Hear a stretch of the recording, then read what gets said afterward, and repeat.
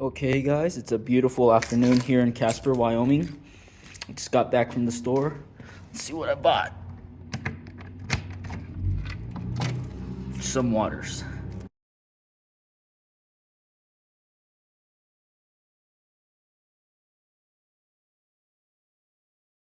So what we're gonna do today is we're gonna install the Kemimoto Fender Eliminator Kit.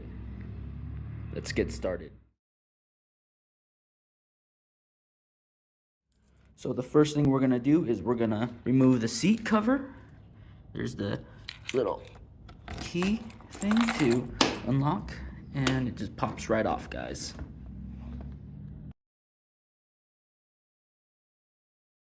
So once you remove the seat, the next thing you're gonna do is you're gonna start unplugging these lights. Just remember where each one goes. That way you know how to put them back later.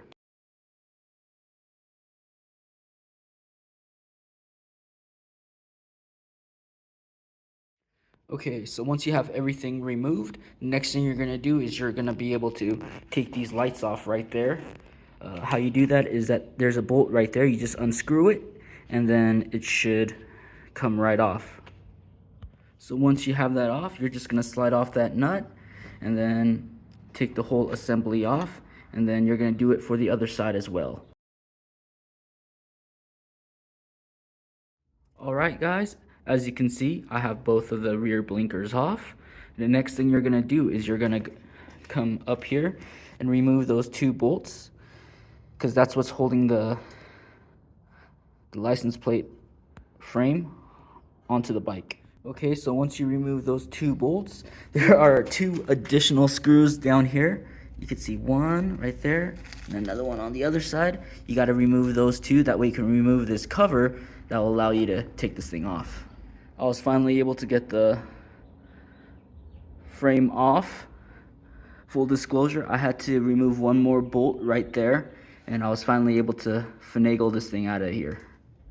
All right, let's go ahead and install the new Kemimoto Fender Eliminator Kit on this thing. When you do a side-by-side comparison, there's definitely a world of difference in the size between the two. I think the more minimalistic style is gonna really make the bike look that much better, in my personal opinion. All right, pretty excited, so let's go put this thing on. Okay, so that was so much easier installing than removing the older one due to its much smaller size. You just got to run the two bolts up there and then use the bolts that they gave you with the kit to tighten those up. All right, let's get started on that. So once you got those nuts fastened down on the bike, the next thing you do is you go back here and install these lights, just like how we uninstalled them, except backwards.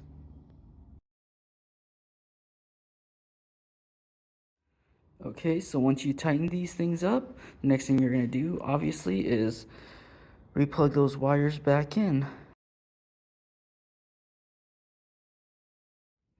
Alright, so once you plug those wires back in, next thing you're going to do is you want to make sure the lights are working. So let's go try that right now, guys. To the left. There's the left one. And to the right. And there's the right one. Well, there you have it, guys.